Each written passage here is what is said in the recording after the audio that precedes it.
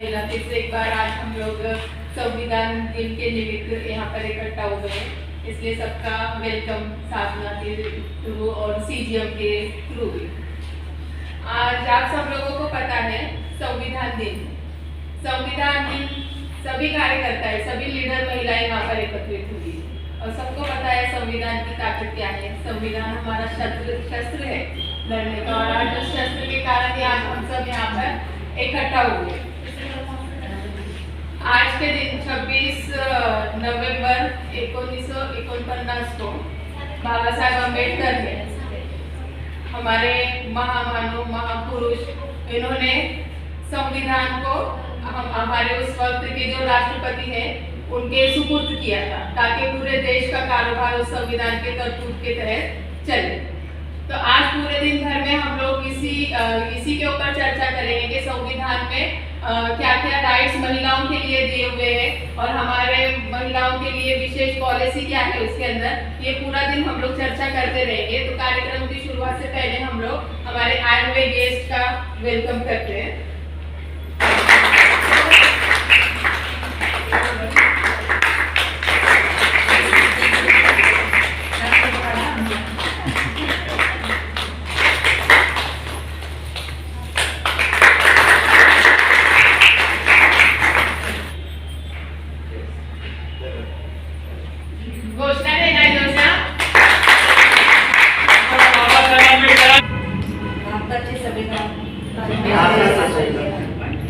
भारताचे लोक आम्ही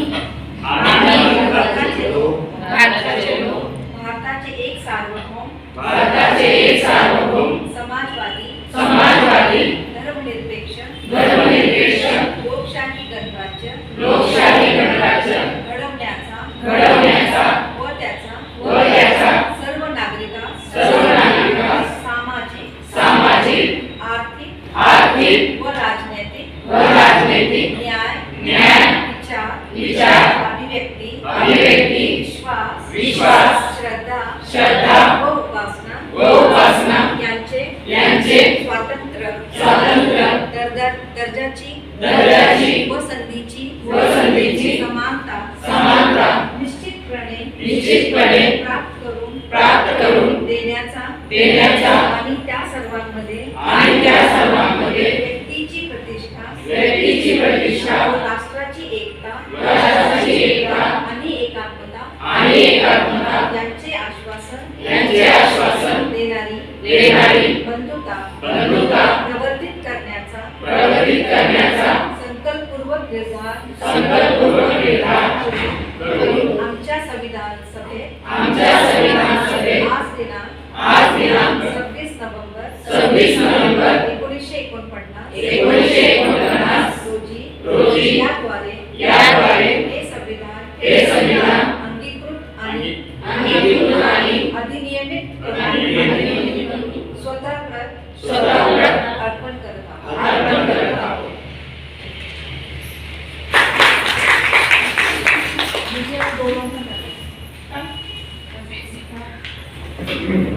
ॲक्च्युली साधना संस्थाची जी टीम आहे ते वेळोवेळी मध्ये भेटतात, काम करतात, वेगळे कधीतरी क्वचित कुठल्या कार्यक्रमामध्ये, पण हे सर्व करत असताना एक दोन खूप मुख्य व्यक्ती साधनाशी जोडलेले आहेत एक वेगळ्या पद्धतीने। ते आहेत सरोजा प्रसाद। सगळ्यांनाच माहिती आहे की सरोजा प्रसाद आपल्या सर्वांमध्येच एक आहे। आपण जसं मीटिंगमध्ये असतो तसंच ती पण आली होती, पण हळूहळू जिम्मेदारी घेत तिने साधना संस्थेची फक्त कार्यक्रमाचीच नाही, गर्दीचीच नाही, तर संस्थेची पण जिम्मेदारी त्यांनी उचललेली आहे। त्याबद्दल तिचं पण आजच्या दिवशी मला वाटतं की आपण स्पेशल केला पाहिजे।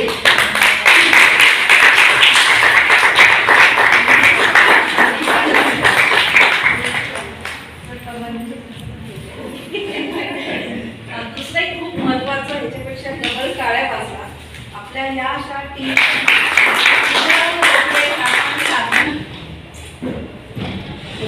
परंपरेला गाड्या चला, परंपरेला गाड्या चला,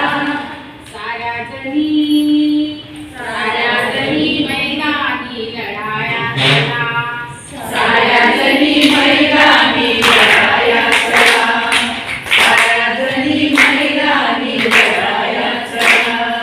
नारीचा ऐतिहास पहा तुम्ही चालून, नारीचा ऐतिहास पहा तुम्ही चालून. ज्योती समकाया ही संसारात जाऊन, ज्योती समकाया ही संसारात जाऊन. जिवंत सुनी तिला म्हणून रचली, त्यामुळे नारीची उन्नती कसली, त्यामुळे नारीची उन्नती कसली, त्यामुळे नारीची उन्नती कसली.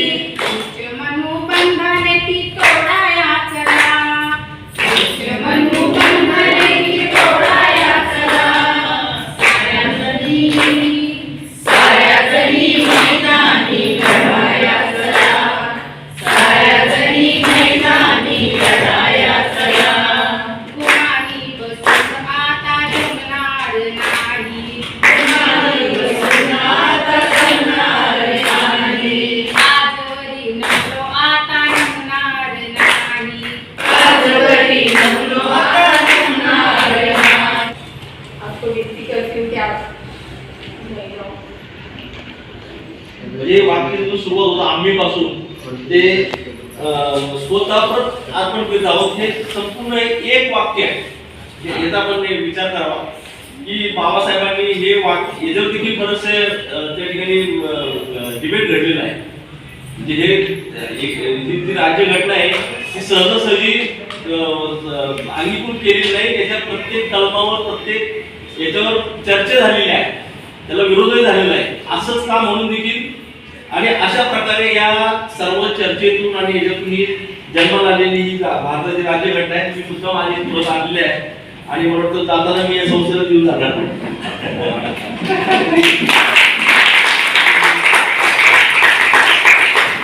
कमवू शकतो, मिळवू शकतो आणि आपल्या देशाला आपल्या समाजाला या ठिकाणी मानाचं स्थान मिळवू शकू असा एक विश्वास या आपल्या दिलेल्या स्वातंत्र्य समता कर्तव्य आहे. त्यामध्ये बरेच मूलभूत हक्क आहेत. म्हणजे कुणी असं कायदा हातात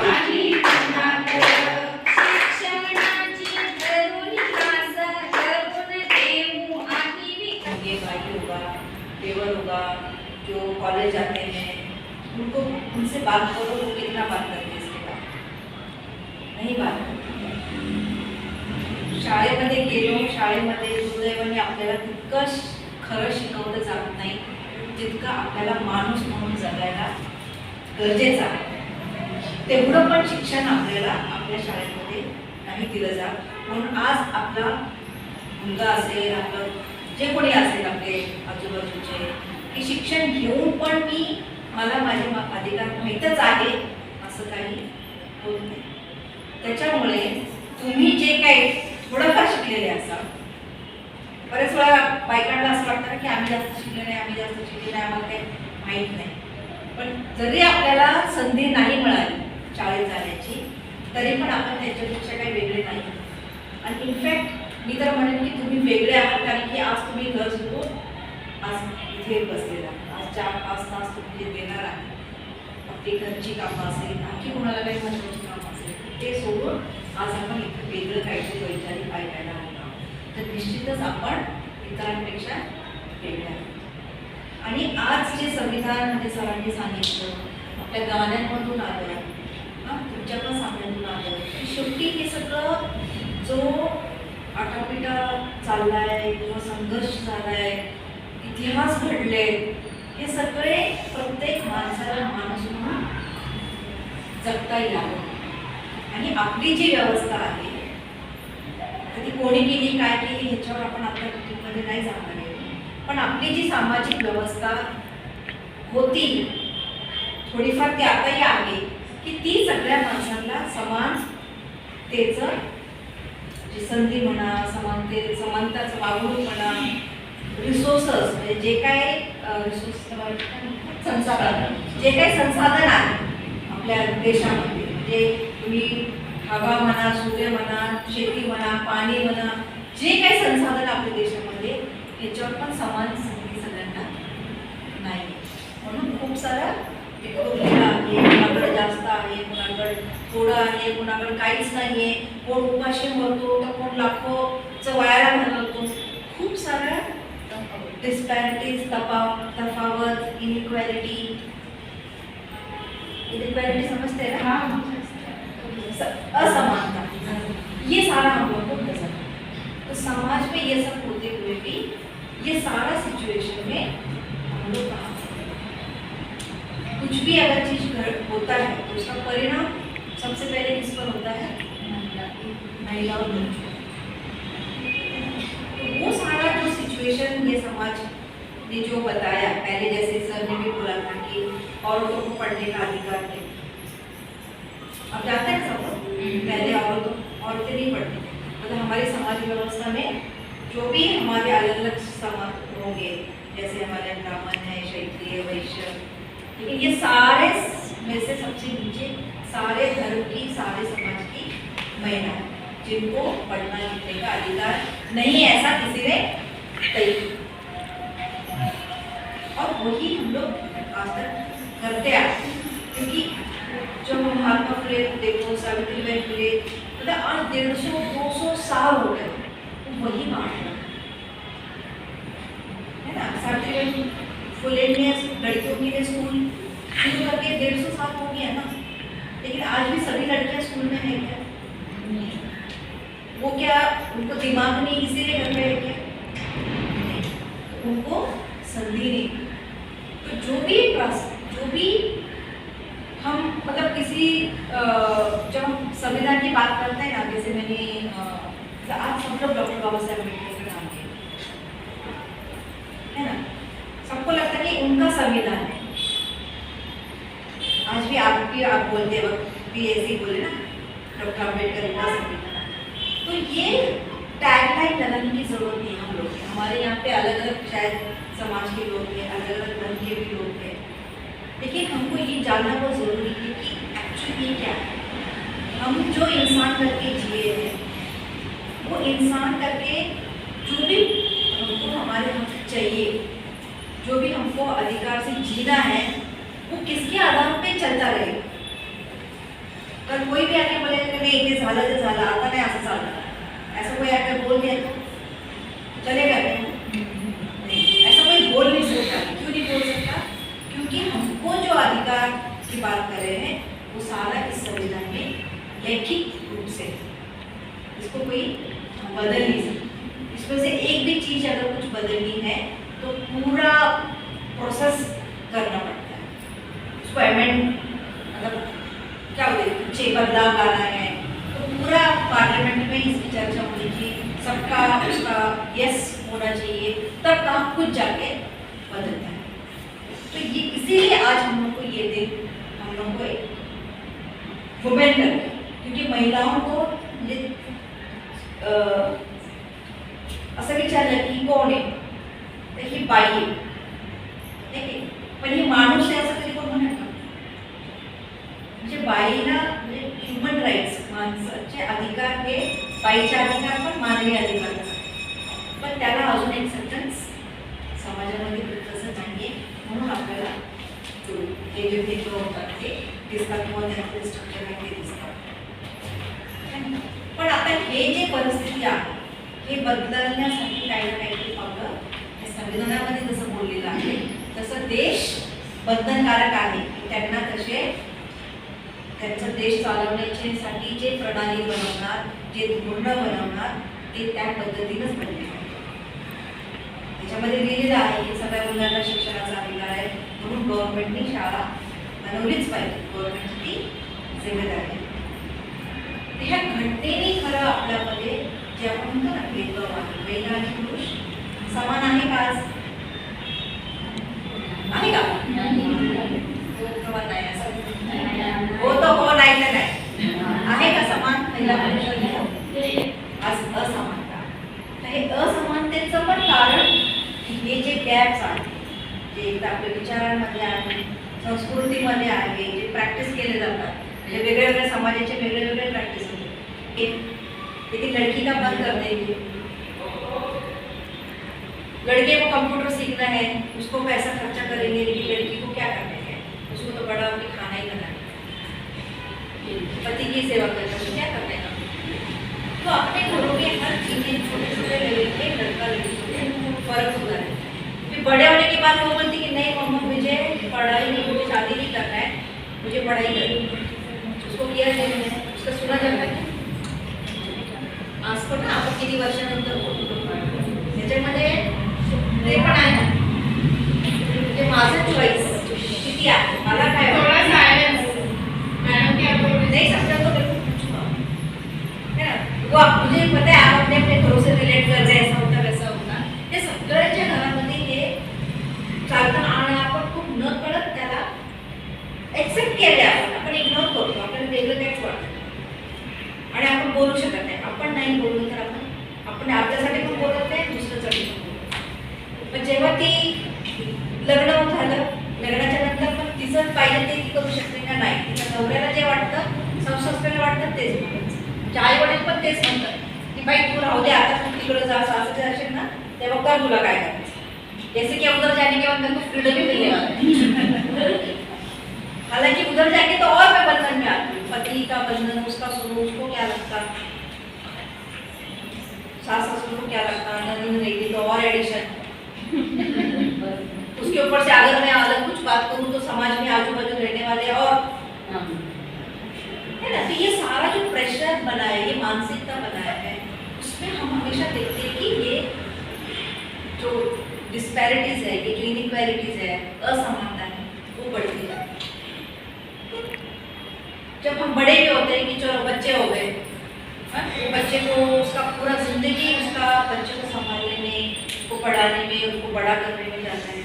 बाद में वो बच्चा बड़ा होता है तो वही मोहम्मद को सिखाता है कि क्या करना, क्या सही और क्या गलत. होता है कैसे मुलगा कमवायला लागला, पैसा 10वी 8वीच हो गया, 12वीं को ऑनलाइन हो जाता. अभी हम लोग तो ज़्यादा बात करते नहीं, लेकिन कुछ देश में या कुछ लोग बताए हमें, रिपोर्ट में आया नहीं सारा चीज़. बहुत हम सहन नहीं कर सकते इतना चीज़ें उसे बढ़ती है. लेकिन गवर्नमेंट का जिम्मेदारी है, गवर्नमेंट में लिखा है. फिर भी आप देखेंगे कि जैसे अभी टीवी में हम देखें ना कि माइग्रेंट लोग का बहुत हाल हो गया, सब गाँव गए, दिल्ली चलो सब ना, मुंबई के सारे लोग चल चल के गए. उसमें किसी ने एक ने भी बोला क्या कि माइग्रेंट वुमेन वर्कर का ऐसा हाल हो गया, किसी महिला कामगार का ऐसा हो गया. पूरे इसमें महिला छूट गई. हालांकि ग्राउंड में क्या है, अब जैसे सर भी बोलते बोलते बोले थे कि घर एक चालक है. हम जानते हैं ना अपनी बस्ती में कितने घर किसके ऊपर चलते हैं, कौन चलाता है जानते हैं. लेकिन फिर भी अगर हम वर्कफोर्स में देखें काम करने वाले कितने लोग हैं, उसका चेहरा नहीं है, उसकी गलती नहीं. वो हम लोग को थोड़ा सोचने की जरूरत है. तो ये पॉलिसी बोलते हैं कि उनको ये रिकग्निशन मिले. उसके बाद शासन जो भी विकासात्मक प्रोसेस करेगा, जो भी विकासात्मक योजना बनाएगी, ये प्रोसेस की जेंडर बेस्ड. ये सोचते वक्त ही उन्होंने, सपोज अगर कोई सरकार बैठती है कहती है कि चलो मेरे एरिया के विकास के लिए मुझे ये काम करना है, तो जब वो करेगा तो उसकी आंखों के सामने पुरुष, महिला, लड़का, लड़की सब आनी चाहिए. मैं अगर एक काम करती हूँ, सपोज फॉर एग्जाम्पल मुझे घर में मेरा खाना बनाना, मैं क्या सोचेगी अरे मेरे पति को क्या पसंद है, वो ये मैं सोचती कि मेरे बच्चों को यही पसंद है, पहला दिन बनाएंगे. हाँ, पति की तरह गया तो फिर मैं बच्चों की बात बराबर ना. कोई पति को बनवाता है कि नहीं नहीं बच्चों को यही पसंद है इसलिए यही बनाएंगे, ऐसा बहुत कम है ना. तो मैं जब खाना बनाने की प्रोसेस करूँगी तो मैं यही देखूंगी कि मेरे पति को भी क्या पसंद है, मेरे बच्चों को भी क्या पसंद है. मैं सारा चीज कैसे उसमें निलंबित केलं जाऊ शकतं, नोकरीतून काढून टाकलं जाऊ शकतं. पण कॅन्टोन्मेंट ऍक्ट मध्ये काय आहे, वी मेक डू इट. आम्ही वाटलं तर करू, म्हणजे आम्ही काय म्हणतो त्याला आपण, आम्ही तुमच्यावर उपकार म्हणून करू. म्हणजे आम्हाला काही घेणं नाही, आम्हाला कोणी विचारणार नाही, आम्ही कुणाला बांधील नाही. मग बांधील कधी होतील हे सगळे, जेव्हा राष्ट्रीय महिला धोरण येईल. राष्ट्रीय महिला धोरण आलं की मग आपल्याला म्हणता येईल की तुम्ही कॅन्टोन्मेंटवाले असं म्हणाला होतात आम्हाला की राष्ट्रीय महिला धोरण आणू, ते आणलंय. मग राष्ट्रीय धोरण आणू म्हणलात तर मग कुठे वर्किंग वुमन, कुठे महिलांसाठी कौशल्य विकास कार्यक्रम, कुठे समुपदेशन केंद्र, कुठे अंगणवाडी प्रकल्प, कुठे FCC, अशा पद्धतीने आपल्याला ती मागणी करता येईल. आणि म्हणून खरं म्हणून कुठे आहे, धोरण आलं पाहिजे. पण नाही धोरण आलं पाहिजे तर इथं आपण कुठे आहे, बंदिस्त ग्रहामध्ये आहोत का? तिसंच आहोत आपण. मग आपला आवाज धोरण कर्त्यापर्यंत पोहोचला पाहिजे ना. मग त्यासाठी आपल्याला आपला व्हॉइस, आपलं नॉलेज, आपली एकी वाढली. आणि म्हणून काय लिहिलं आपण बरं इथं? आता खरं हे हा शब्द प्रत्येकीने बघायचं स्वतःकडे. यहाँ पे देखने का, खुद स्वतःच्या जीवनामध्ये बघा. हा शब्द मला लागू पडतो असं किती महिलांना वाटतं? हात वर करा बरं. इथं लिहिलंय लीडर, इथं लिहिलंय वुमन. म्हणजे असं किती वुमन आहेत त्यांना असं वाटतं की मी लीडर आहे. तुम्ही तुमच्यामध्ये म्हणजे मला माझ्यामध्ये लीडर दिसतंय तसं तुमच्यामध्ये तुम्हाला लीडर दिसतंय का? नाही दिसत तर कसं आलंय माझं चित्र बदलेल. कसं चालेल मग? यस, तर आपल्याला ह्या पद्धतीने लीडरशिप दाखवावी लागेल. आणि आपला जो आवाज आहे हा सभागृहातून बाहेर जाणं अशी ही फक्त आपण काय केली, फक्त कॅन्टोन्मेंट मधली परिषद घेतली मोजक्या लोकांसाठी. तुम्हालाच काय बोलवलं? तुम्ही सुट्ट्या टाकून काय यावंसं वाटलं? तुम्हाला का बोलावं वाटलं आम्हाला? कारण ती काबिलियत, ती समज ती तुमच्यामध्ये आहे. ती समज वाढवण्याचं काम आपल्याला मिळून करायचंय. आणि म्हणून आपल्याला एकत्र लढायचं. काय करायचंय? एकत्र लढायचंय. आणि मग बघा, एक उदाहरण तुम्हाला सांगणार आहे. सुरेंद्र मॅडम सांगणार होते की नाही माहित नाही मला, पण आता जे ऑलिम्पिक गेम झाले, ऑलिम्पिक माहिती आहे का कुणाला? जगातले मोजके राष्ट्र येतात आणि अनेक तिथे खेळ होतात. ऑलिम्पिक गेम मध्ये जपानचा एक मुलगा तरुण, ज्याला स्वतःचे दोन्ही हात नाही, विचार करा, ज्याला स्वतःचे दोन्ही पाय नाहीत, त्याने स्विमिंग मध्ये ऑलिम्पिक मिळवले. कशामध्ये? पोहण्यामध्ये. आम्हाला दोन्ही हात आणि दोन्ही पाय असून पण पाण्यात ढकललं तरी जात नाही, गटागडा खातो. म्हणून मला म्हणायचंय की पंख होने से कुछ नहीं होता, हौसलों से उड़ान होती है. काय? जीत उन्हीं की होती है जिनके सपनों में जान होती है. जीत उन्हीं की होती है जिनके सपनों में जान होती है. पंख होने से कुछ नहीं होता, हौसलों से उड़ान होती है, हौसलों से उड़ान होती है. सगळे खूप सुंदर असं संविधानाच्या निमित्तानं महिलांना बघा प्रोत्साहित करणारे एक छान असं महिलांची काबिलियत काय असते त्याच्याबद्दल एक माझ्याकडे आलेलं आहे. दर्द गम डर जो भी है बस तेरे अंदर. म्हणजे आपला स्वतःचा विचार आहे असा महिलांचा, प्रत्येकीचा. दर्द गम डर जो भी है बस तेरे अंदर है. खुद के बनाए पिंजरे से निकल कर तो देख, तू भी एक सिकंदर है, तू भी एक सिकंदर है. आणि स्वतःमधला सिकंदर जागा करायचा आहे. हे सगळं